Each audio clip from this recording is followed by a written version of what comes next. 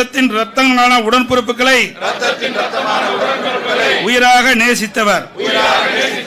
வீரத்தையும் விவேகத்தையும் கழக தொண்டர்களுக்கு சொல்லிக் கொடுத்தவர். அராஜகத்தின் அடையாளம் தீய சக்தி திமுக வீழ்த்துகின்ற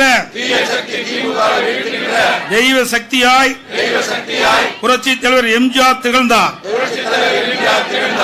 அவர் வழி நின்று நேர்வழி சென்றால் நாமும் எதிரிகளை வீழ்த்துவோம் வீழ்த்துவோம்,